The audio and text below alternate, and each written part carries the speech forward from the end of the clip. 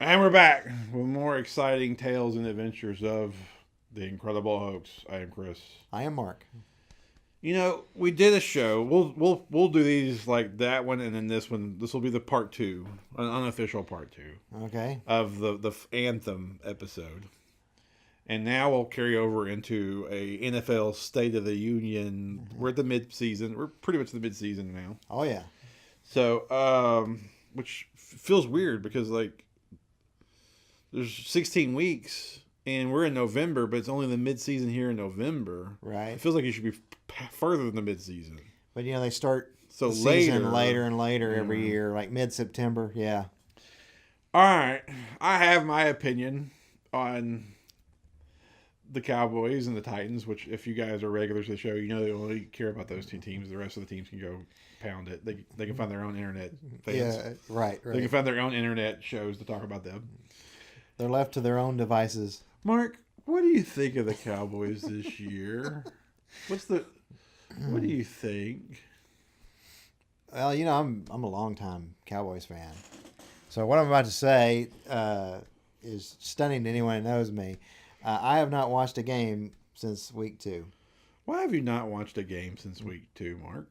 I never thought I would see these guys go out before a game and take a knee, and I was really hurt as I'm watching 53 plus all the extra Cowboys crew and ownership take a knee as well, and in the group, of course, is number 82, Jason Witten, one of my favorite Cowboys players. He even took a knee. I was so hurt by that. I was like, why are we taking a knee? Yeah. What are you doing? Mm-hmm. And they've stolen the joy. Football was like one of the last things you could go to or watch, and it had nothing to do with politics, and it has been infiltrated with politics, and I'm so disappointed. And they've stolen my joy. I tried. Week 3 came on, and I tried, and after I think when it got to halftime, I just gave up. I wasn't getting anything out of it. It was just I wasn't enjoying it. It was. I've even tried to watch some of those like Good Morning Football shows, whatever, and it was like everyone was carrying on and didn't understand what had happened, and I'm like, that y'all let a bunch of social agitation, propaganda come into the NFL is what you did. You let them get away with it. That's what social agitators do. They can't get their way in normal means. They want to poke as a way to get the change that they want. But NFL is not supposed to let that happen. Yeah. You agitate somewhere else. You stand out in front of a courthouse, for example, protest there. How did this happen? Right. So, I wish I could tell you more about the Cowboys. Other than just what I observed is they're an 8-8 team. It's the same old story. That defense is not going to get it done, and their offense is okay to give you enough hope. And then when you get into the playoffs, you're going to get crushed if you get there. Well, I mean, they beat the Chiefs this past week. Are you keeping the scores or the record or anything? Vaguely. Is it a complete blackout? What are we doing here? No, it's like just enough to where, like, if coworkers talk about it, I can somewhat follow them. Like, I know the Eagles are 8-1. Yeah, Carson Wentz is going off. Yeah, the Eagles are just tearing up. It. And next week is the big clash, so I do know that that's coming. Well, they just beat the Chiefs, and the Chiefs are really good, and so that was something for them. They took care of business by beating the Chiefs there at home. It is Andy Reid, and they know his system very well over the years. So. Yeah. Anyway, I'm still watching the Titans. I'm still watching the Titans because I personally like Mariota. I'm wanting Malarkey to succeed. I really like the GM that Tennessee has in John Robinson. Why isn't that sounding right now? I'm saying it's John Robinson. Yeah, that's right. Why when I said it didn't sound right. They're for the most part, it's a high character team. For the most part, I know that Rashad Matthews doesn't come out of the tunnel at all. He doesn't even acknowledge the anthem. He stays in. And the reason why is because he had a brother die in Iraq or Afghanistan. He was deployed somewhere, and he died. I can't remember where. And was in the military and died. And he took a personal affront to Trump's comments, and he's just like, well, I'm just willing to come out. I'll just skip the anthem. Instead of going out and kneeling and be a distraction, he was like, I'll just stay in. And then he comes out afterwards. So I get it. But that's the most extreme thing that we have kind of going on. So I've got a really busy life. I know you got a really busy life. All you guys got. I just focus on the 60 minutes of the play clock, the 4 quarters. That's all I have time for. I don't watch ESPN. Right. I don't watch the NFL Network.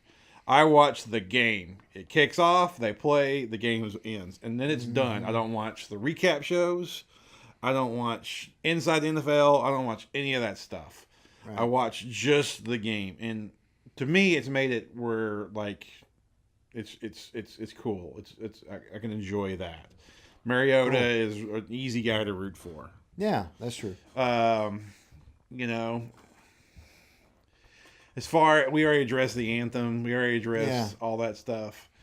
I don't have a solution. I mean, you know, there are certain segments of our population feel slighted.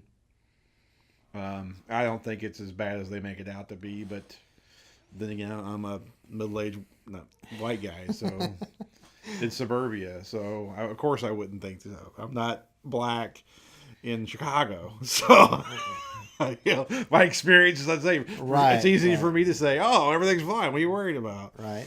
So I acknowledge that. So I don't know. I don't have an answer. I just watch those 60 minutes. Mm-hmm. And the Titans are 5-3, and they look like a 5-3 team. They look like a team that could go 10-6. Right. Could go 11-5. Could go 7-9. That's what they look like. That's what a 5-3 team does. The second half of the year, they usually break out, or they meh. Right. And they could very well go meh. But anyway, back to the social aspect of it. I do think we are so obsessed with race in this country. We are so obsessed with identity politics, as you've mentioned before. It's just, there's nothing I can do about it. Right. But be nice to the people that I encounter in my daily life. Yeah. I really don't know what the expectation is of these people that protest, march, kneel, whatever else. I don't know what you want me to do. Right. And that's where I'm kind of stuck. If there was an angry black guy come up to me, I would. My only response is, okay, what do you want me to do? Just be nice to you. That's all I can do. Yeah. Yeah. There's no money I can give. There's no. Right. Enough light has been shined on the fact that if there are some police precincts out there who have some undertrained cops who need to do a better job, I think enough light has been shed on that. You got many police forces putting the cameras on their uniforms. I forget the name of them. Anyway, they're putting the body cams. So they're putting that on. That's going to help in some areas.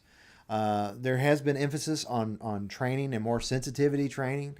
So a lot of light has been shown on that. And you just had 8 years of a president who is, I don't mean that in a derogatory sense, but he was a far left president.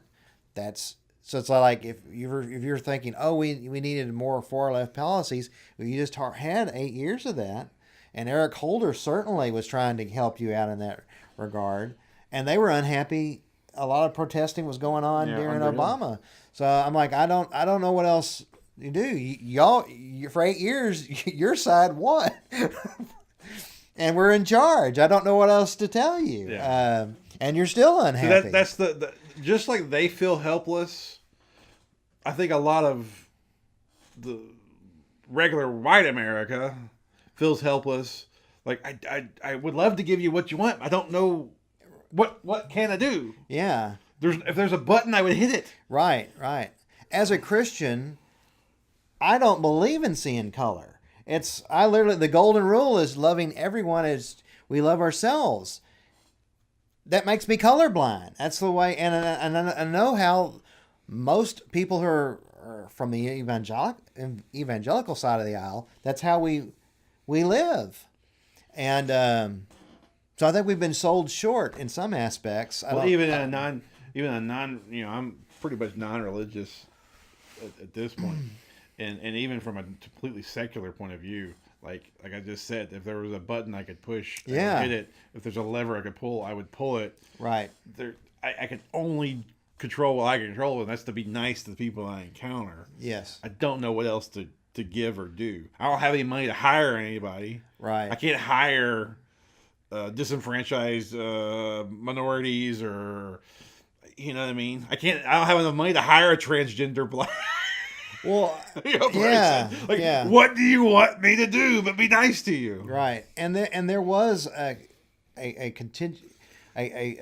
section of the protesters that just wanted to be heard. They wanted to feel like people were listening. Well, I tell you, your voice was loud, and I heard it. You heard it.